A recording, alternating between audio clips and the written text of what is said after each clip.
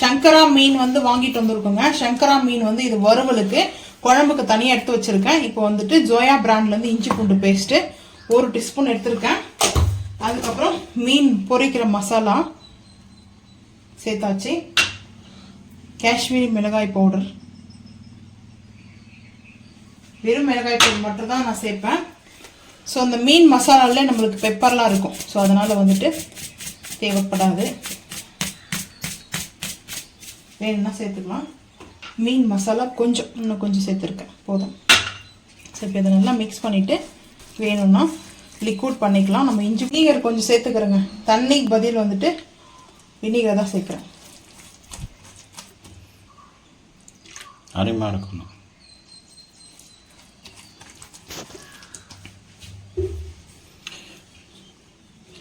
West Bengal, Andhra, Kerala, Karnataka, நம்ம தமிழ்நாடு அருமையாக இது வந்து அருமையாக விரும்பி சாப்பிடுவாங்க சங்கரா மீன். ஸோ இப்போ வினிகர் சேர்த்தாச்சு.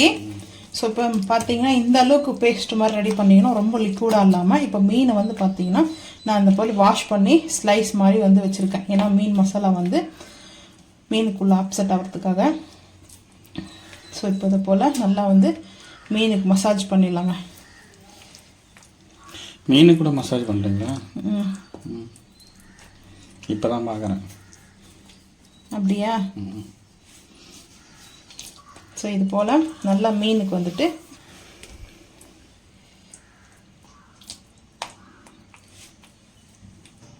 எல்லா மீனும் நம்ம இது போல் போட்டு வச்சுட்டு பார்க்கலாம் வாங்க.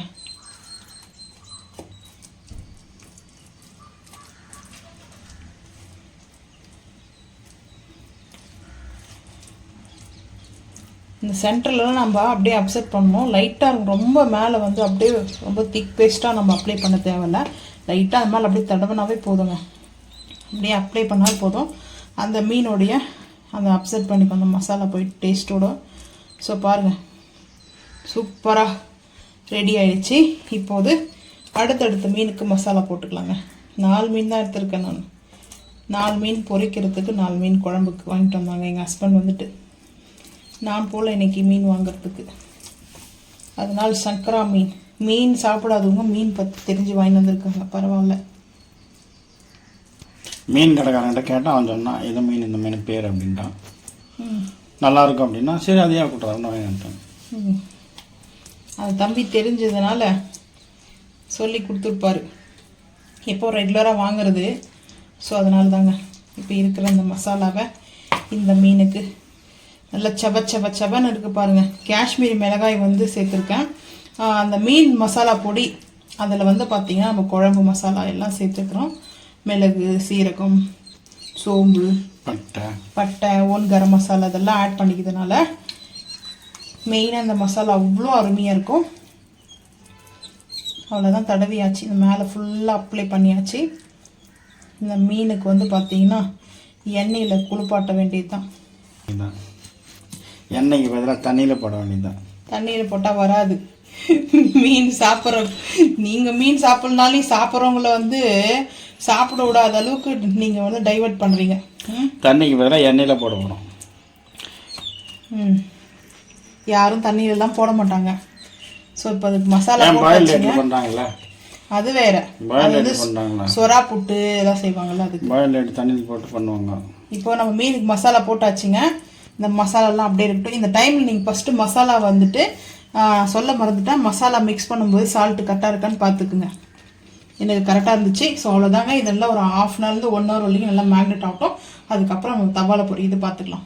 மீன் இப்போது வந்து அடுப்பு ஆன் பண்ணிவிட்டு நான் நாஸ்டிக் ஃபேன் வச்சுருக்க ஆயில் சேர்த்தாச்சுங்க. இந்த டைமில் மீன் வந்து பொரிச்சிக்கலாம்.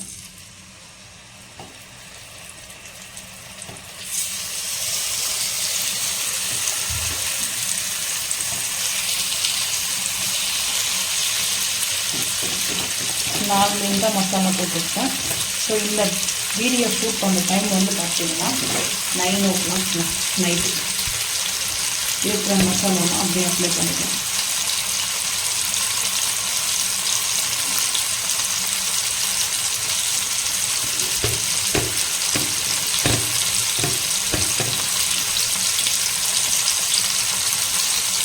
சங்கரா மீன் வறுவல். நீங்கள் யாராவது சங்கரா மீன் ட்ரை பண்ணியிருந்தீங்கன்னா மறக்காமல் கமெண்ட் பண்ணுங்கள். இந்த வீடியோ முடியும்.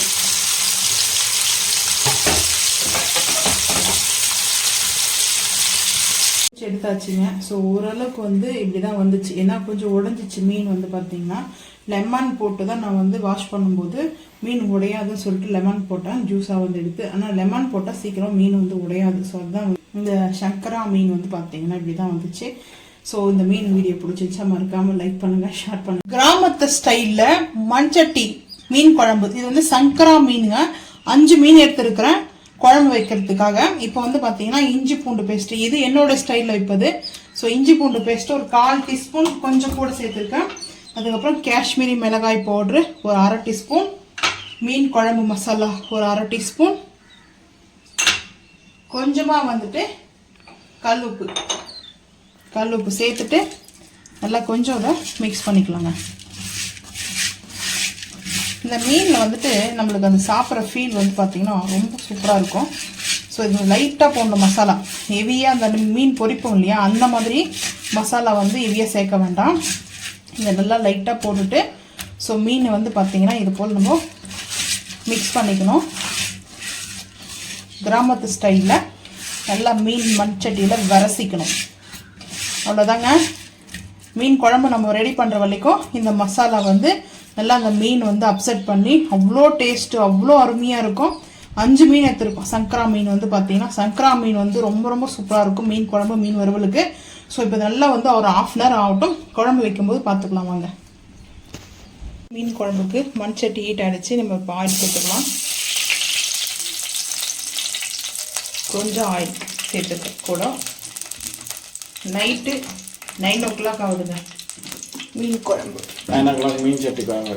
ஆமாம், 9 o'clock மீன் சட்டி குழம்பு. ஆனால் காலையில் சாப்பிடும்போது இன்னும் டேஸ்ட்டாக இருக்கும், அல்டிமேட்டாக இருக்கும். வெங்காயத்தை நான் வந்து குறைன்னு மிக்சியில் அரைச்சிட்டு வந்துட்டேன். சின்ன வெங்காயம் சேர்த்துக்குவேன். நான் வெங்காயம்லாம் கொஞ்சமாக தாங்க சேர்க்குறேன். ஏன்னா நான் மட்டும்தான் மீன் குழம்பு சாப்பிட்ணும். ஸோ அதனால் அதிகமாக மசாலா வந்து சேர்க்கலை. இப்போ அடுப்பு ஐ க்ளீன் பண்ணிக்கலாம். ஐ க்ளீன் பண்ணிவிட்டு நல்லா இந்த வதங்கட்டுங்க. அதுக்குள்ளே தக்காளியெல்லாம் அரைச்சிட்டு வந்துடலாம். கொஞ்சமாக சால்ட்டு சேர்த்துக்கிறேன். ஆனியனில் தக்காளியும் அரைச்சிட்டு வந்துட்டோம், சேர்த்துக்கலாம்.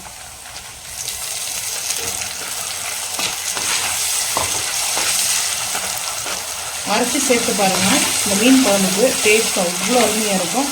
ஸோ நம்ம நைட் எடுக்கிறதுனால எப்படி இருக்குன்னு தெரியல. ஸோ பொதுவாக நைட்டில் அவ்வளோவா எங்களுக்கு இந்த வீடியோ பார்த்தீங்கன்னா கொஞ்சம் டல்லாக தெரியும். தக்காளி நல்லா அந்த பச்சை வாசனை போகிற அளவுக்கு வதங்கிட்டதுக்கப்புறம் பார்க்கலாம் வாங்க. இந்த பச்சை வாசனை போகிற அளவுக்கு வந்து பார்த்திங்கன்னா நம்ம குக் பண்ணிட்டோங்க. அந்த வெங்காயமும் தக்காளியும் அரைச்சது சரியாக இருக்குது. இந்த டைம் நம்ம இஞ்சி பூண்டு பேஸ்ட்டு சேர்த்துக்கலாம். ஆல்ரெடி நம்ம ஒரு 1/4 டீஸ்பூன் சேர்த்துருக்கோம். ஒரு 1/2 டீஸ்பூனுக்கு வந்து சேர்த்துக்கலாம். சேர்த்துட்டு நல்லா இந்த ஆயிலே வந்து பார்த்திங்கன்னா தக்காளியெலாம் நம்மளுக்கு நல்லா வதங்கிட்டாதான் அந்த ஆயில் பிரிஞ்சு நம்மளுக்கு மேலே வரும்.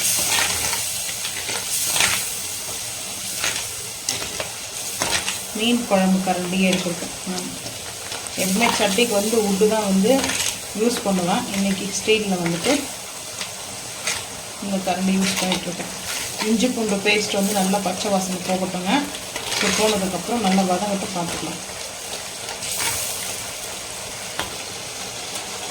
இஞ்சி பூண்டு பேஸ்ட் நம்ம சேர்க்கணும் இல்லையா, பாருங்கள் நல்லா வந்துட்டு பச்சை வாசனை போகிற அளவுக்கு வதங்கிடுச்சிங்க. இந்த ஆயெல்லாம் பிரிஞ்சு வந்துருக்குது. ஸோ இந்த டைமில் மீன் குழம்பு மசாலா, அதுக்கப்புறம் பெரும் மிளகாய்த்தூள், அதாவது காஷ்மீர் மிளகாய் பவுடர் ஆட் பண்ணிக்கலாம். ஸோ இப்போது மிக்ஸ் பண்ணிக்கலாங்க.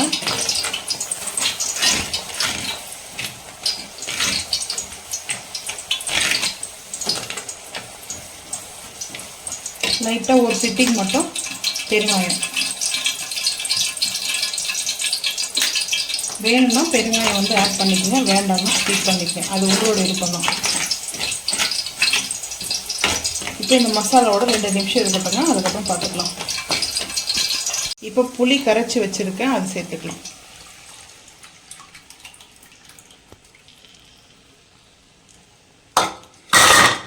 சேர்த்தாச்சு.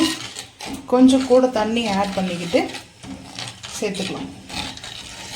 இப்போ தேவையான அளவுக்கு வந்து தண்ணி சேர்த்துருக்குங்க.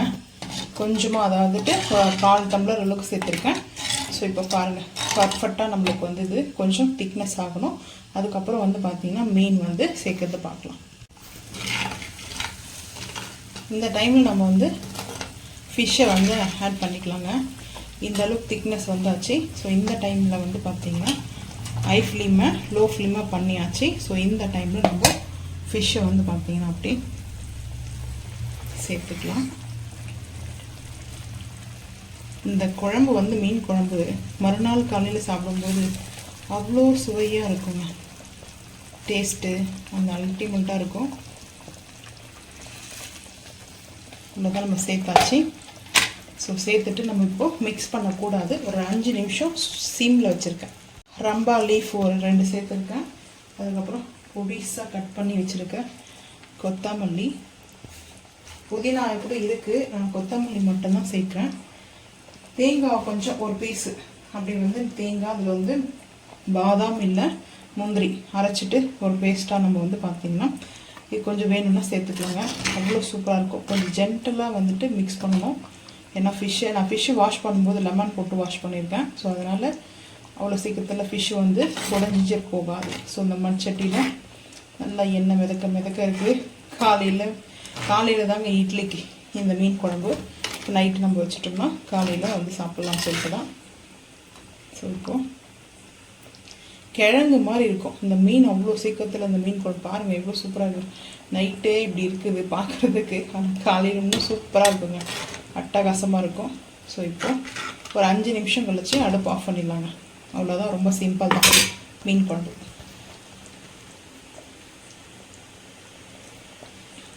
ஹை ஃப்ளேம் பண்ணியிருக்கேன்.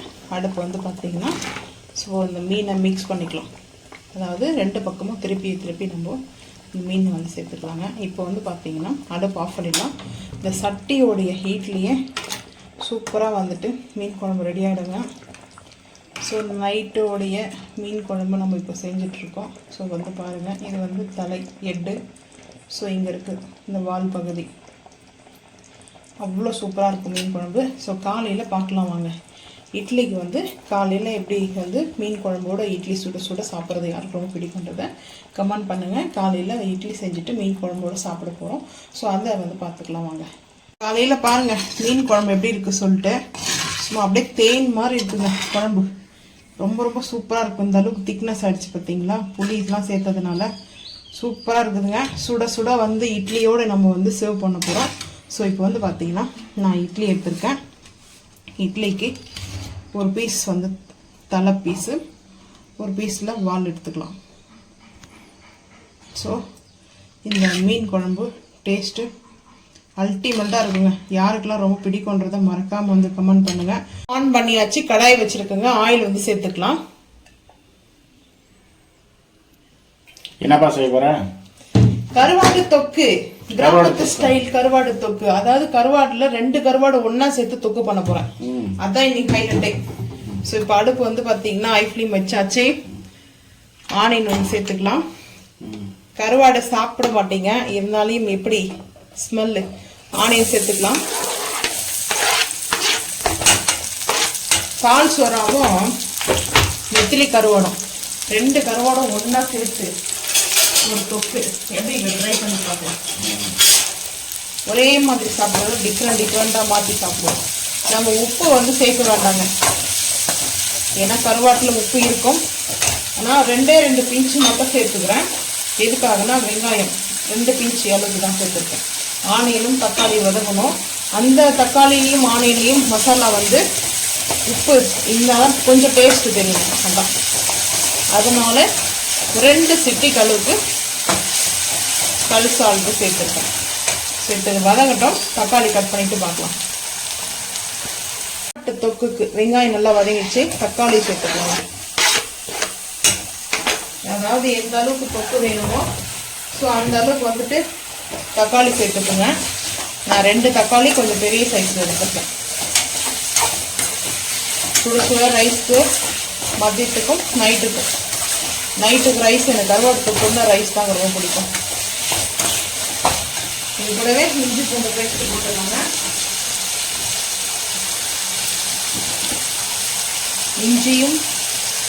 இஞ்சி பூண்டு பேஸ்ட்டு ஒரு 3/4 டீஸ்பூன் சேர்த்துருக்கேன். ஏன்னா நல்லா இருக்குங்க தொக்குடைய டேஸ்ட்டு அல்டிமேட்டாக இருக்குங்க. ஸோ நல்லா இது வதங்கட்டங்க. வதங்கினதுக்கப்புறம் பார்த்துக்கலாம்.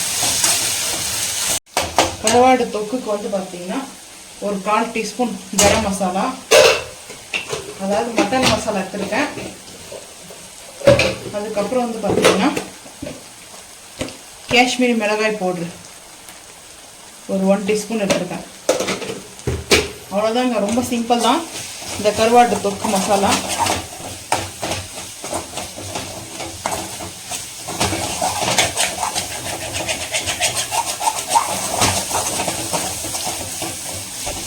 கருவாடு மசாலா நல்லா சவச்சம் ரெடி ஆகிடுச்சு பாருங்கள். நான் வந்துட்டு இந்த பால் சூறாவும் அதுக்கப்புறம் நெத்திலியும் வாஷ் பண்ணி வச்சுருக்கேங்க. சுடுதண்ணியில் வந்து பார்த்தீங்கன்னா போட்டு வாஷ் பண்ணி எடுத்து வச்சுருக்கேன். இப்போ கருவாடு அப்படியே மசாலாவோட மிக்ஸ் பண்ணிக்கலாங்க. மிக்ஸ் பண்ணிவிட்டு கொஞ்சமாக தண்ணி சேர்க்க போகிறேன். தண்ணி சேர்த்தாச்சு. இப்போ ஐ ஃப்ளேம் பண்ணிக்கலாம். இது தொக்கு மசாலா தானே, எதுக்காக தண்ணி சேர்க்குறீங்கல்ல, அந்த மசாலாவில் நம்ம தண்ணி சேர்த்தோம்னா இந்த கருவாடில் வந்து பார்த்திங்கன்னா சீக்கிரமாக நல்லா அப்செட் ஆகுங்க. அந்த ஹீட் ஆகும்போதே நம்மளுக்கு இந்த லிக்விடாக இருக்காது, நல்லா ஒரு தொக்குடைய அந்த டைப்பில் நம்மளுக்கு வந்துடுங்க.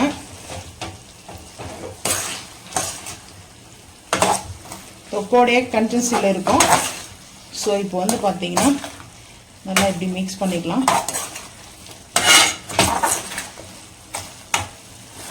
நீங்கள் அப்படியே இது குழம்பா வைக்கணும் அப்படின்னு நினச்சிங்கன்னா கருவாட்டு குழம்பா இதில் புளியை கரைச்சி நீங்கள் சேர்த்துக்கலாங்க. அவ்வளோதாங்க, 2 in 1 இந்த மசாலா நமக்கு ரெடி ஆகிடும். இந்த கடாயே நவந்து போகுது. ஒரு 5 நிமிஷம் வந்து பார்த்தீங்கன்னா லைட்டாக அந்த இதெல்லாம் மசாலா வந்து திக்காக இருக்கும். பார்த்துக்கலாம். பால் சுறாவோடையும் நெத்திலி கருவாடோடைய தொக்கு ரெடிங்க. இப்போ பாருங்கள், நான் வந்து லிக்விடாக சொன்னேன் இல்லையா, கொஞ்சம் லிக்விட் இல்லாமல் இதுதான் அந்த தொக்கு. ஸோ சூப்பராக ஒரு தொக்கு ரெடி ஆகிடுச்சுங்க. இப்போ அடுப்பு ஆஃப் பண்ணிடலாம். அடுப்பு ஆஃப் பண்ணிட்டு அப்படியே பிளேட்டிங் வந்து பார்த்திங்கன்னா தொக்கு சுட சுட வந்து பார்த்திங்கன்னா நெத்திலி கருவாடு பால் சுறா கருவாட்டு தொக்கு ரெடிங்க. எனக்கு ரொம்ப ரொம்ப பிடிக்கும். ஸோ வந்து அது கூடவே அப்படியே ஹஸ்பண்டுக்கு செஞ்சோம் இல்லையா ஆம்லேட்டு, ஸோ அந்த ஆம்லேட்டில் கொஞ்சம் இறக்கம் வச்சுப்போம் சாப்பிட்றதுக்கு. ஸோ அவ்வளோதாங்க லன்ச்சு. ரொம்ப சூப்பராக வந்துட்டு ரெடி பண்ணிட்டேன். உங்கள் வீட்டில் வெஜ்ஜா நான்வெஜ்ஜான்றது மறக்காமல் வந்து கமெண்ட் பண்ணுங்கள். இந்த வீடியோ பிடிச்சா லைக் பண்ணுங்கள், ஷேர் பண்ணுங்கள், சப்ஸ்கிரைப் பண்ணுங்கள், பெல் ஐக்கான் வந்து கிளிக் பண்ணுங்கள், மறக்காமல் வந்து ஃபாலோ பண்ணுங்கள். அப்போ தான் நம்ம போகிற வீடியோ உங்களுக்கு நோட்டிஃபிகேஷன் வருங்க. தேங்க்யூ.